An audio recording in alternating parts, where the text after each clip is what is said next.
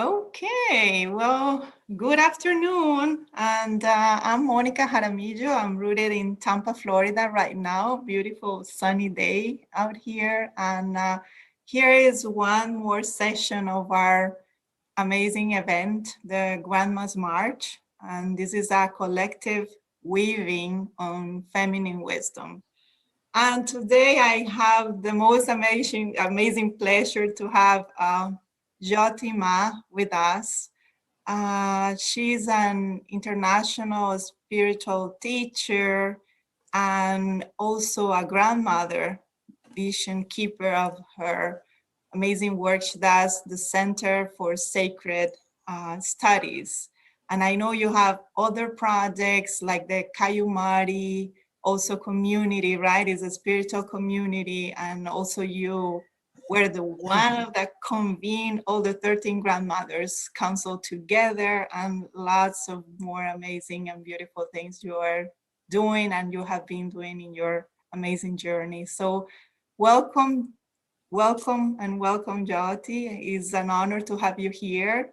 And what I want today is just to have a very nice and informal conversation with you, just to tell us your story and how did your grandmothers, because that's what we're honoring, I guess, now, how your ancestors and inspire all your work, and tell us a little bit about all your story, which is amazing. Everybody wants to know it. Well, thank you very much for having me here. I'm very, very humbled. And I just want to recognize that first grandmother, that one that dreamed us into place and is still dreaming us today, they say. So as I open our story, the one she's given me to walk with, I really want to take a moment and honor her, so that I want to bow to her in gratefulness.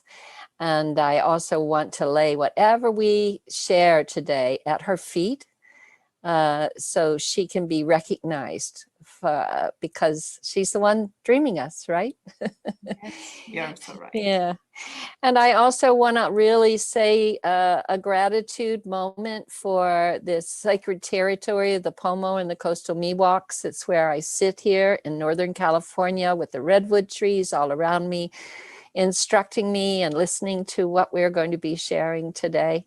And through the honoring of that territory, may it go out and touch all the other sacred territories everywhere that are really, I'm going to tell you with more of my story, but the earth herself, the greatest mother of all, is really bringing into our focus and our awareness right now as she goes through great change, and therefore so do we. And so it's quite a moment of choice. So inviting the grandmothers to march right now is timely, very timely. We are marching. They say that if the grandmother's heart is not on the ground, then everything still has hope. And our hearts are not on the ground. I want to just say that to you. The grandmothers that I know that are in their 70s and 80s, I'm in my 70s, are all standing tall right now and listening to the instruction that is shared with us by our original peoples, that gives us not only a preparation instruction that brought us into the moment we're in, but now those prophecies are instructing us with how to walk in these times. And so I just want to really celebrate the wisdom that the grandmothers and the grandfathers walk with.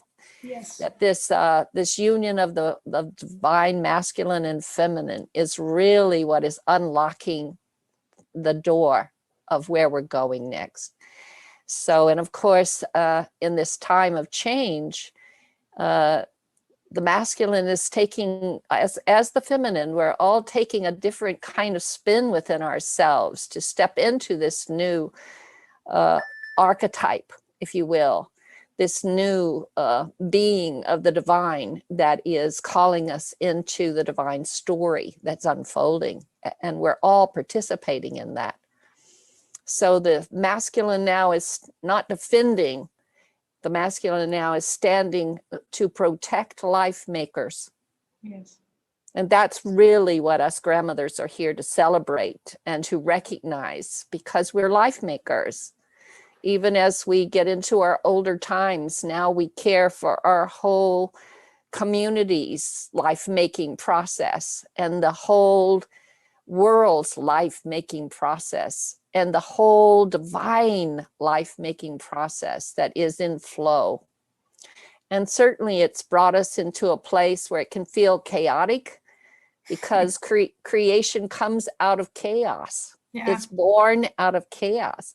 So these times are chaotic, and they're going to challenge us, because Yes. every one of us is being pulled into a new way of walking together in unity, all nations, all diversity embraced, all coming back to the center of a medicine wheel. So that we can turn from that center and look to each of the nations, each of the colors of the corn, as my Mayan grandmother teaches, each of those colors of the corn, from the yellow corn to the white corn to the red corn to the black corn. We're looking from the center of ourselves. We're all being called home to the heart of ourselves. So I just want to share that much as things want to open to this story. And in regards to some of how you even introduced me a moment ago, I want to say first that I'm first glad to meet each and every single one of you. It's a real pleasure to be sitting here with you. I've got my fire going in both my places, so that fire is instructing our call today. I have my altar lit, so that this holy time that we are together can be honored that way. Yes. Because the story I'm about to tell you is, this is a story that's about, well, it's a lifetime in its making, but we're just going to talk about the last 30, 35 years or so of this story that came to me. So and when I just realized a couple of years ago that the mother was making a statement through myself and our community and the path that we've been walking, because it was a path of remembering. And it was also a path where prayer was put into action. And I realized she was making a statement through us. And this is kind of how the statement went. First, she says, wake up, wake yourself up. And, you know, we can't make ourselves wake. But when you are sitting in a circle like we are today, you're already waking.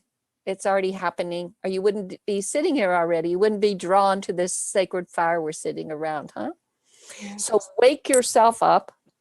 And then once you're awake, she wanted us to reach our hand back to the one coming behind us, so we could start to integrate even our waking by giving it back.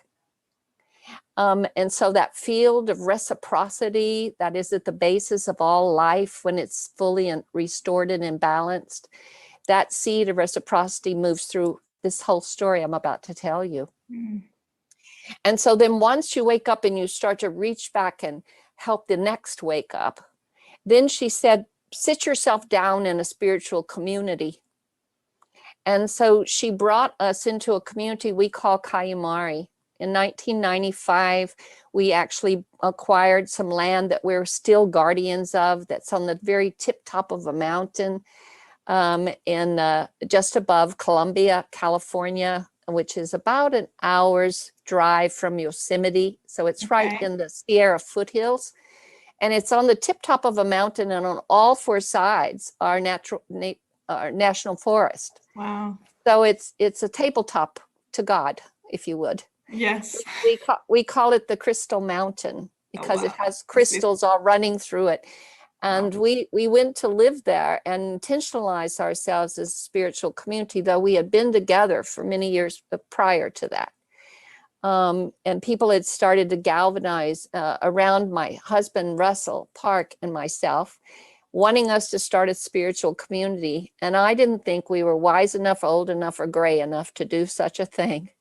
So I went to 3 spiritual teachers that I knew were no nonsense teachers. They would just tell me the facts, ma'am, if you will. And my only requirement in this was that if one of them said no, I wasn't ready, then that would do it. Oh, wow. Okay. So I went to all three teachers and I asked them, told them what was being asked of Russell and myself, Yeah. and what should we do? And they said, it's time to start this. So now we must start this. So we brought ourselves on top of our mountaintop. We began to come back to a way of life while living up there that really brought us back to nature herself and the laws of nature. We only experiment that we knew was that could we as a village sit down in a way together and remember who we are, knowing that waking up sometimes can be messy. Could we be kind in our holding of each other as that waking time continued to rise itself further in a more transparent way of living with one another and living in authenticity? Could we as a village all wake up together? This was the question. So we had children born in my bathtub. Oh. that are now through college and in the work world out there with the principles that we learned in this village. Wow. We lived on top of the mountain for 16 years together with 30, up to 30 people living with us, and hundreds and thousands of people coming for ceremony and for teachings and to help themselves awake and also begin to remember a way of life that was based on original principles of reciprocity, collaboration, heart, unity, and all life is sacred. And so in 1995, we arrived on this mountaintop, this crystal mountain. Wow. The old lands of the Miwok peoples. And they had been run off this land or harmed to get the land by those that were seeking to mine gold for the first time. And so, of course, the mother would have us sit there so that we could cleanse some of this history, so that we could restore the land from this history, so that we could start to honor what our original people have carried for so long and so bravely. And so there we are on our mountaintop, birthing our babies and doing these practices and these tools that she'd given us to wake us up and help us stay awake. And you can see more about that on our website called centerforsacredstudies.org. Some of the tools that are still there operating to help people wake themselves. She's in 1998, we were in ceremony and she came to us and she said, I'm going to give you one of my most precious baskets. And in this basket, I'm going to put some of my most treasured jewels. Those jewels represent lines of prayer that go back to the original time. Do not mix them, do not change them, protect and keep them safe. Walk them through the doorway of the millennia and hand them back to me. I have something we're going to do. Now, we did not know what that really meant. We didn't understand it completely, but for almost a decade following this commission, she gave us a mission to carry. There would be elders that would walk up our travel up our 14-mile logger road to find us on top of a mountain and start to initiate us into those lines of prayer. And those lines of prayer are the way that we were taught how to walk again with protocols of Mother Earth, protocols that the earth needs for us to live and walk in our skin with every day as a daily practice. And when we do that, we realize that we are following something. We're no longer trying to lead something. We're no longer trying to navigate something. We're no longer negotiating something or even planning for something. We're literally moving into a space of following the divine. Mhm. And so she taught us how to live in a present moment. And in that present moment, if we're truly in that present moment, we don't let our mind run ahead to see where we're going or race back to see where we've been. Because if we run ahead, we can get scared or overwhelmed. If we go back, we can have regret and bring all that into the present moment. But if we can stand in the emptiness of the present moment, then she will bring exactly what we need to embrace. Sometimes it's wonder. Sometimes it's challenge. Sometimes it's acknowledgement, a recognition. But whatever she brings into that present moment, trust her and her plan and embrace it fully. And as it begins to integrate, she moves you to the next present moment. And that's how we have taken this walk as I'm describing it to you today. Wow. So up to till I guess it was when 9/11 took place, we had set up our community following legal things, making sure we were keeping a safe container, a transparent container, so that we could have a healthy community life together and do the work in the world we were called to do. But when 9/11 happened, all of that fell down. And so we had this basket we needed to protect. So we became a church. We became the Center for Sacred Studies, which is recognized by the federal government in the US as a religious organization. And that was so we could really protect this basket, these sacred jewels the mother had asked for us to tend to, and a way of life that is represented by each of those jewels. So that's how the Center for Sacred Study came into play. And then we started to hold and did hold a gathering up on the mountaintop to declare that if we're going to walk with a prayer for peace, we must unify. All nations must unify. And so we had people that came from Brazil. We had our Cheyenne grandpa. We had a grandmother, Bernadette Ribino, that came from Gabon, Africa. We had Navajo representatives there. We had many representatives there that went into a full 4 days of holding ceremony and prayer to celebrate the need for unity. And then shortly after that, she would start pushing me a little bit, about this seed that she had given us in the basket. So we've walked through the doorway of the millennia, and she has something she wants to do, you'll remember. So I went to this, many in the community, as well as myself, we were getting information about a grandmother's council that needed to be gathered, wisdom keepers that needed to be gathered, spiritual elders needed to be gathered in order to really demonstrate unity amongst many, many different lines of prayer. So I was on my way to Gabon, Africa, to meet Bernadette Ribino. I was going there to support my daughter-in-law, who was going to be initiated by the Bewidi people, and my son, who was going as an ambassador of the Peyote people, a way of life and prayer. When I got there, I ended up entering into the initiation with my children.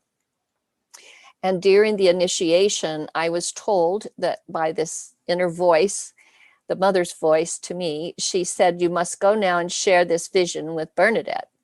So I went and I spoke to her about our community and the work that we've been doing in support of our First Nation peoples globally since our coming together. That's been our service work. And the real importance of, I believe, returning to a way of life that Mother Earth gave to our First Nation peoples, our original peoples in those original days. And that way of life is what will get us through these times. I truly know that.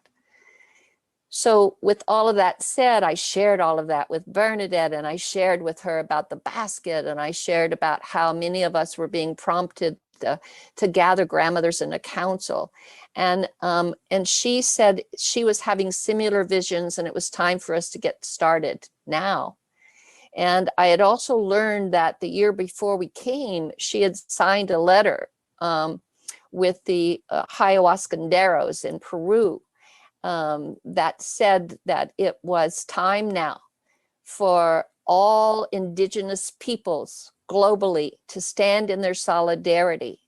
It was no longer okay for people to go into our jungles, into our pharmacies and take medicines without understanding them and the teachings they brought with them to sustain healing, not just to heal, but to sustain and maintain it as well. Mm-hmm. It was no longer acceptable for this kind of behavior. And so all of this now is seated with me in Gabon.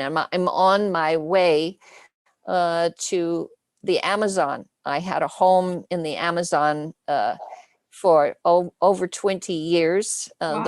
The place that Kayamari, the community, it grew from the mountain.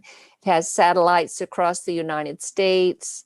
It has land where my spiritual daughter holds traditional ways in upper state New York. We've got a sister community in Switzerland, and we have a large community that's turning 21 years old this year, that's just outside of Prague in Lukov.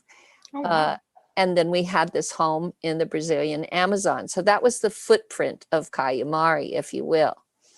And for me, wherever Kayamari is sent, which we would discover later on, there's a blue deer by the Huichol that is a high teacher, that they say this blue deer stands at the portal to the other realms and guards that realm, that doorway, that passage. They say wherever Kayamari walks, medicines grow to heal communities. And in my world, wherever the mother needs to go, she sends Kayamari to get the land ready, the people ready, the soil that she's about to plant her seed deep into, to get that ready. And then she comes and the teachings that she brings start to come into everything she touches. Huh? Wow. So that's kind of how we grew ourselves across this planet. So I'm on my way to Gabon, from Gabon into the Amazon. I'm going to be on a little boat, flatboat, if you will, with about 30 people for about 3 to 4 days, very slow movement down the river in order to get deep into the interior of the Brazilian Amazon. And some of the relatives that I had been working there with for several years were on this barge with us. One of them was Maria Lisi, and they wanted to know, they call me Joch there. They said, Joch, how did it go in Africa? Because they knew I was on my way. I told them what had transpired, what had happened.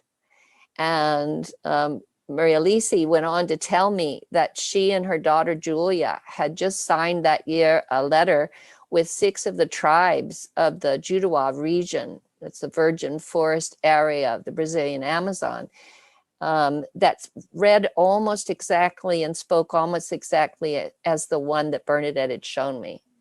So then we knew it was time. So then I had to come back home and I went into meditation. How am I going to know which grandmothers in the world she once called to this council? I know. So she said to me, daughter, you must remember to start with the seed of it all. And the seed of it all is about relations. If you start there, then everything else will unroll naturally. Don't you worry. And so, of course, I had relations in this beautiful community of ours that had been growing for several years. And so I wrote them a letter sharing all this that I've shared with you. And I said, go to your elders and ask them which grandmothers are being called to this council. Yeah. So 16 names came back to me. Wow. Then we wrote this letter describing, as I've done with you, how this vision came and what it was calling for. And So out of the 16, 13 agreed to meet us in upstate New York in 2004. And we did not know when this council came together. We thought we were coming together for 1 year. The grandmothers decided to become the International Council of 13 Indigenous Grandmothers. And they decided that we actually offered them the Center for Sacred Studies. So if they wanted to use that not-for-profit, they could. But they chose at that time to come under what they called the blanket of the Center for Sacred Studies, so that we could help them and they give them more time to decide how they wanted to formulate themselves. So from 2004, for almost a decade, we walked with the grandmothers, helping to grow the movement, to raise the funds, to help organize all the different gatherings. They chose to go to a gathering at each of their home places so they could meet each other in the territories that they hold so dear, so that they could open things and share their own line of prayer, their own way of life. Yeah. Making deeper relations with each other and with the world and the community that grew up around them. Now, we didn't know when we started this that there were prophecies, many prophecies around the planet that spoke to a time when the 13 grandmothers would come to shake the world awake. And so they did. That was really affirmed and validated even deeper by grandmother Rita Blumenstein, who's Yupik out of Alaska. And when she got there, she told us that when she was little, her grandmother sat her down and said, "Granddaughter, when you get to be old and gray like me, you're going to be invited to a council of 13 grandmothers. I have made 13 bundles. There are 13 white eagle feathers here. There are 13 sacred stones here. You must protect these bundles until that time comes. And when it does, pass it out to each of the 13 and take one for yourself and sit down and know I'm standing behind you and the world is waking. This is the time that has been prophesized." So we heard many of these kinds of stories over the years as we traveled, and as the grandmothers in their beauty and wisdom would share how we walk together in unity and how we heal from hard history, and how the Mother Earth really has all of her teachings available to us in this time of awakening.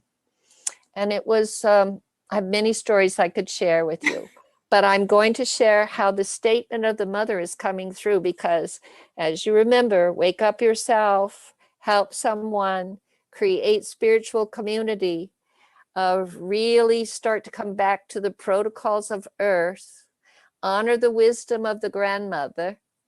And then just a couple of years prior to that work with the grandmothers being in a place where they needed to take their own independence and fly on their own, she gave me the next seed, if you will, sacred seed. It was called the fountain when I received it. The fountain's mission was to restore an economic model that's based on reciprocity and collaboration and guided by nature and the sacred. That's its mission. I had met Grandmother Maria Lisi, had held a gathering in Brasilia for the Grandmothers Council, and for my first time I got to meet some of the mamas and the sagas that travel out of Colombia. Wow. And for you that don't know them, there are 4 original peoples there in Colombia. They call them the original peoples, the elder brother to us all. And we've worked very closely with 3 of those 4. We've worked very closely with the Kogi, with the Wiwa, and the Arawaka. Yes, I do. And about, I don't know, 35 or 40 years ago, these 4 original peoples were high in the La Sierra Nevadas of Colombia, the mountain range in the there. north, And they were not discovered by the West. they are the mamos, who are the holy peoples, the holy teachers, Yes. the men, The shamans, and the sagas are the holy teachers, the divine ones of the feminine. And the way the story was told to me is that when they're either seen before conception and the parents are brought through ceremony to prepare for this great being coming, or they're seeing deer in utero while they're being carried, and ceremonies are done to prepare for this great being coming, or they're seen when they're caught. And when they're caught as a child, a baby, they're then given to the elders and they're taken down into the caves. They don't see the light of day until they're 9 years old. And at that point, they go through some testing to see if this great gift that they have brought to the world is fully opened itself, so that they can travel and dialogue and consult with the source of all life, as a service to this world and the cosmos. If that's not fully open, then they're taken back in the caves and they don't come out till they're 18. And I've worked with some that were in the caves till they were 28 years old. So you can imagine the level of consciousness there. So when I met Saga Carmen in Brasilia, I was just then getting nudged with the fountain, this economic model, and Yes. I'm not an economist. So I'm a woman of prayer, but I'm not an economist. So I was like, it was kind of the same thing that kind of I bounced through my little self How with. I'm gonna do this? Yeah, exactly. So I went to as soon as I started to receive meditation practice, in meditation, kind of the bones of the fountain, if you will. So, and I got some seed funding for it. And so then I took myself and Loretta Afreda Bear Cook, who is a Oglala Sioux sister of mine. We've worked together on many things, as particularly the Black Hills, for over 2 decades together. And she was the daughter of grandmother Beatrice Long Visitor Holy Dance. So they're family to me. So I grabbed Loretta and some other folks and a translator, Bethany Yarrow, my spiritual daughter. She went down to help me through translation. And when we got there, they had organized people that were coming from all 4 of the original peoples, and they wanted to hear about the vision and where it came from. And so we were in dialogue for many, many hours, just off the plane and right into dialogue, at which point they decided they needed to take us up on the mountain. And so we made the trek up into the mountains, where they did further consultation with the earth and with the source to see whether or not, because my intention in asking them was, am I hearing this correctly? Am I following this in a way that's fully in alignment with the direction the Mother Earth is needing right now, and the Divine Mother has put in our commission? And at the end of this meeting with them, they asked me, where did you get this? Because I had a template that I'd caught in meditation. Where did you get that? And I said, well, I got it in meditation. Why? And one of the Kogi elders said to me, because that's one of our original symbols. And that's exactly what the fountain needs to sit on. And we want to sit there too. So from that point on, they have been like the root of this seed, if you will. Yeah. And they gave us the full name of it, which was the Fountain for Natural Order of Our Existence. And so it's almost 10 years old now. This is opening into its 10th year. And the way that it has moved is that they go into consultation, the mamos, and those consultations can be different times, 5, 7 days, sometimes longer. They bring back the instruction from the Mother Earth. We walk that instruction out as it was given to us. We hold ceremony to celebrate that we have come that far. And then we go back to them for the next consultation and the next direction of our work. So that has how we've walked up to this place that we're sitting in right now. And that brings us to the world table. And what I have learned through this seed of the fountain is that in restoring this model, we all come to the table and we realize that we've been, just like I'm telling you now, there's been a cord or a thread, if you will, that has been cultivating us, or we cultivating it. And we have brought it now to this world table, and we need to identify that thread. Because everything that comes to the world table on this and this restored economic model all have value, all have value. And the preciousness of this moment is that's what's also coming to the world table is that unbroken line that our original people have carried from the original times through horrendous challenge, through a genocide, through colonization, through a war on their way of life like never before. They have still, through their courageous, focused intention and passion for that which they serve, this Mother Earth, they have come unbroken to sit at this table. And now we are all recognizing and sitting at the table and recognizing each other and the currency that we carry. That's a very different way of looking at economy. It is, yes. So just as all of this is coming into play, the mother, she went into one more big moment. She went into this moment of I was in London. I had been invited there to help organize and craft the second of a 3-day gathering in London that was called Flourishing Diversity. And there were about 24 or so, 27 maybe, delegates that had been invited, myself being one of them. And they were representatives of original peoples from all around the planet.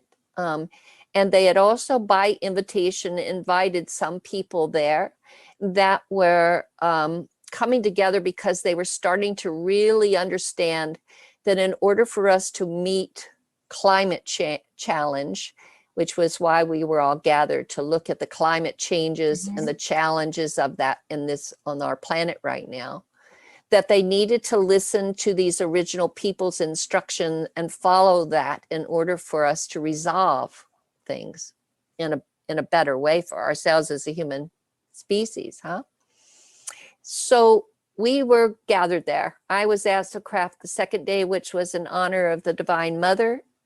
I brought grandmothers there, and some of the grandmothers that couldn't count sent their grandchildren. So we had the next generation that was a part of honoring the water of the Great Mother.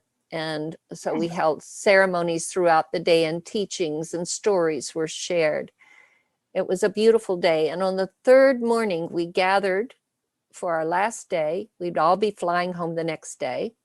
And we found out just as we opened that day that 2.5 tons of radioactive waters from Fukushima had been poured in the ocean. And I'm told that much is poured every day now, and has been since we heard that. And that more fires have been set in the Amazon. Yes. And I tell you, it was like this bolt of lightning went into this little cup of around 300 people. And all of a sudden, it hit us in a very unified, all nations in that room. And one of the grandmothers that had been helping me was brought there, and she's Maori, and she was in her traditional dress, and she immediately stood and did a traditional calling into action, because everyone felt it. It was time right now to declare our sovereignty.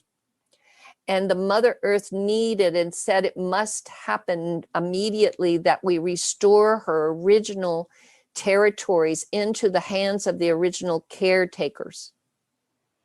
And Arena Rose was the one had call that into action. So we tried to have meetings throughout the day to see who within this delegation, should we move this forward? How do we move this forward?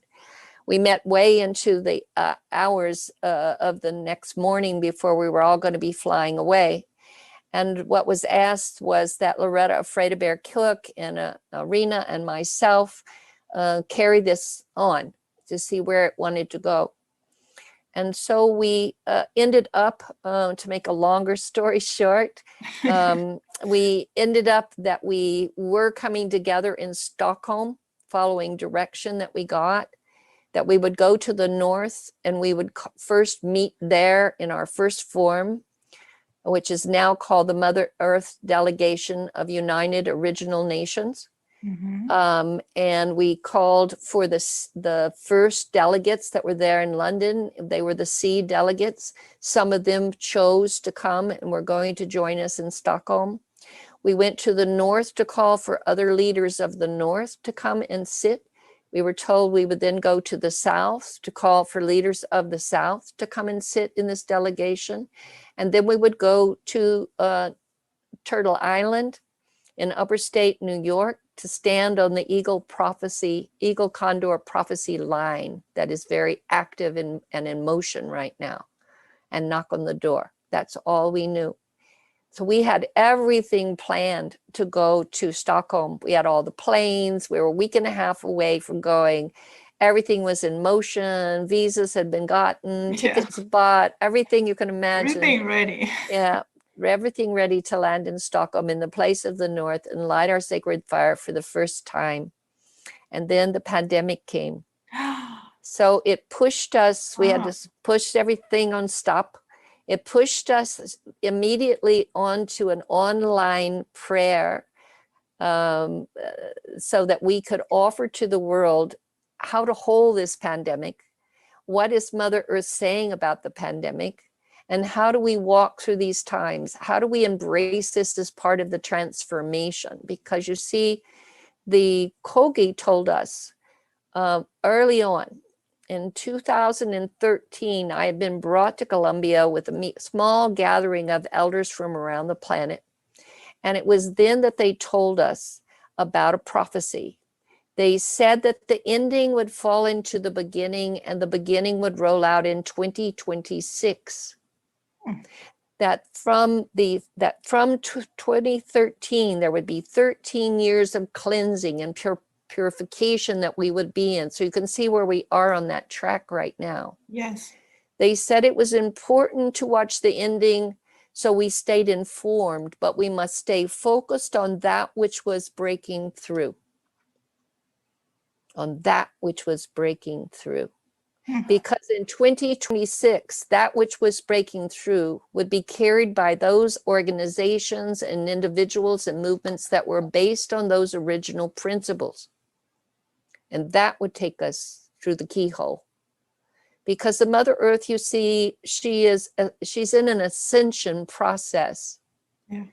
We're in the she's in her sixth extinction process. She's been through this 5 other times. Wow. And when I was traveling and doing some pilgrimage and study in India, in the ashrams and the holy places there, they might have clocks on the wall. And on those clocks from 12 to 1 would be like 2,500 years. From 1 to 2, another 2,500 years. And so it would go around the clock till 26,000 years, because the very last sliver of that was called the Kali Yuga. And that's the time we're in. That's the time of the great ending, where it's not things went wrong. Things are in cycle with nature, always in cycle. And so we're in the ending cycle right now as she moves in this ascension process to take us into the 5th dimension, which is a higher awareness, a higher consciousness. What many of my elders say, it's a time of moving from these bottom chakras where we learned survival and understood our body's needs, and into the heart now, which is where the ascension process begins for us to be fully authentic and present as a human race. So right now is a big moment of choosing. We have to pay attention, and we have to be willing to give up the need to be right or wrong or in a story of this or that. We really have to be focused on that which is breaking through. So this Mother Earth delegation then began to, we are working in collaboration with the fountain, and we have collaborating partners that are coming to the table and announcing and identifying their threads, so that we can allow the mystery of it all to start to weave what we've really come to the table to serve. What does this new form look like? So that's kind of where we are. Now, when she gave me this fountain seed, she said, this will be the dot at the end of your sentence. And I thought, well, that's interesting. So I went to one of my elders, a couple of them actually, and I said, what does that mean? Does that mean I'm complete now and I can go home? Yeah, relax and enjoy. And one of my elders leaned her head back and started laughing, and she said, oh no, then she'll just make another sentence. So I don't know. Yes. I don't know anything. I do know that this statement that she's making through us has been a great teaching. It has not been an easy walk. It has not been without challenges or controversy. It has not been without wonder, or allowing us to be in the place to witness wonder over and over again in healing of individuals. And there many came because they had life-threatening disease, to watch the miracles that would occur when they allowed themselves to get out of their way and let their full presence to find form. Then disease just goes. So this is my story at this point. Oh. It's a story that's walking me. They say that every one of us has a story that's stalking us. Yeah. And when we're ready, it will pounce upon us and swallow us. And then it's the walking story. So this is the story that's walking me.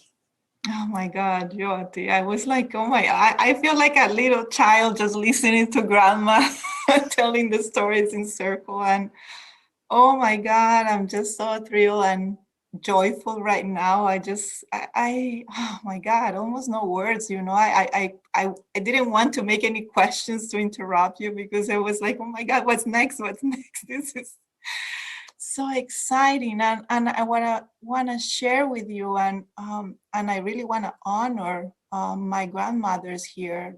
Their names were Rosita and Pepa. They are the ones that really inspire this journey that I'm going through, you know. And one day I was in a plane, and this terrible storm, and I'm afraid of airplanes, and suddenly I felt them and felt their message. You have to bring the grandmother's message into the world. And I didn't know what that meant. And I started a path of understanding my own story, who were them and who were my grandmothers, who is my people. And I'm from Colombia originally. And Colombia, yes, you were talking about Colombia. And it's so amazing that, you know, I went through all this journey. It's been already 2 years to bring me to you and tell me more about my people, things that I don't even know, you know. Many years ago, I left Colombia, I went to Brazil. Now I live in the US, and I don't know, I was running away, you know. It was a difficult country, a lot of violence, a very Catholic, very conservative, and I wanted to see the world out there, and it has been an amazing journey. But it's like every time I get more like, okay, you need to know your people, you need to know your country, you know, there is amazing things that I just, like today you were telling me, I know, of course, what is the Sierra Nevadas and in the north, and the Cogis and the Mamus, but I don't know anything else, you know. And it's so much wisdom. It's not just my grandmas. It goes to my ancestors. It goes to the indigenous people, and Wow, I just want to thank you because I think I'm in this journey trying to understand why I got that call of talking about my grandmothers, and this is taking me to understand the stories of others and understand what else is there, what is the message of the grandmas of the world. And you're telling all this story of how you gather everybody together and what that means, what this feminine wisdom means, and this unity and the remember, and oh my God, the being connected to the heart. This is the evolution that we need. And Very much so. yeah, and this is why I'm doing here, why I'm here today, why I'm doing this, because it's like I have this feeling that we all got disconnected, and the leaders of the world, the system, we all need to get back in touch with the grandmother. And even if it starts with our own grandmother, physically from our family, but go back to our Mother Earth and what is missing there. And it's all about reciprocity and love and unity and community, and so many stories that bring got us in touch with our senses, with our hearts, with nature. So I can thank you enough. And I really want you to, as a grandmother of today, because I have been like telling stories and hearing stories from the grandmothers of the past, but we have the grandmothers of today like you. And we have to honor you, and we have to honor all the wise women that we have out there, especially during the month of March, and not only during that month, but every single day, because you're the ones that remember us who we really are, and that we need to get in touch with our essence and our love. And so just thank you. Well, I just want to, I know we're having to come to a close pretty soon, but I just wanted to Yes. mention this. I am here to witness too that this restoration process that the Mother Earth has sent us down our path. I can only report from my path, and there are many coming down similar paths, and we're all meeting at this center like we spoke about earlier. And so right now she's got us very involved with the Stop Ecocide International movement, where there are a council of world-renowned attorneys, and one of those is Indigenous in nature. Yeah. And we also have an advisory circle that is advising this panel, and they will be constructing a law that will make it a criminal offense against humanity should anyone harm Mother Earth. And that's moving very quickly. They hope to have that ready to go to the international courts by the midsummer. And if you want to know more about that, Yes. if you get on the mailing list for the Center for Sacred Studies, we send out notices when things are about to happen, such as this. We're just now constructing a website for the Mother Earth Delegation, but it's not quite ready to go live yet, but very, very soon. At the same time that that's happening, the Mother Earth Delegation wrote a proclamation which really speaks about rescinding the papal bulls, because you see there were letters that was sent out by the Pope in the late 1400s. Yeah. And it was sent to all those priests that were moving into all these foreign soils. And it says in these letters that those that would be living in those soils were less than human, and they should be brought into the church and give up their language and give up their ways. And if not, they should be killed and their land taken. So that was the first action of colonization that really has flowed in a destructive manner up until now. And it has activated a what we call the theology of domination. And that has brought us into that disconnected state you were just talking about. And so right now, that proclamation is in the Pope's hands. And over 75 years, our first peoples have been knocking at the Vatican's door to get them to rescind this, because it's so much more than just what's happening to them, but they are in charge of caring for this earth. And so at the same time, this moment, all this motion is happening, our President Biden just announced that there will be a grandmother from the Pueblos that is sitting in his cabinet as Secretary of the Interior. So for the first time since the land was taken, this grandmother, once she's confirmed, will be sitting in this seat with the original caretaker of this turtle island. And that, I believe, is when our true healing of heart and soul can move forward for all nations here. So she's unfolding a plan. Yes. She is, Yes. she is. I'm just here to report there is a plan in motion, and you don't have to know. She said to me once, when you don't have to ask why anymore, then you will have arrived. Right. And I guess what we have to do here, Jot, is just show up, show up and, follow her plan. Yeah. She said early on when we were growing our community, the key to the magic kingdom is just show up. And that sounds so easy, but right. it's quite a work.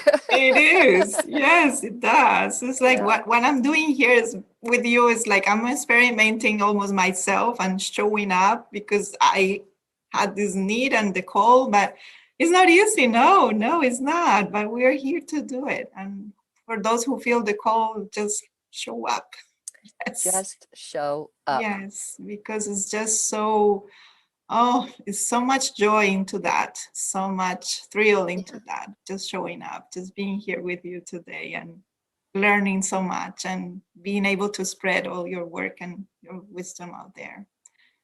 So I guess, I think the time has come to close, and I know you have other amazing prayers and helping other women out there. And I would like you to give us a last message for the women, especially for International Women's Day, and I will say also for the leaders out there of the world. How can we honor more the grandmothers and get in touch with that feminine wisdom?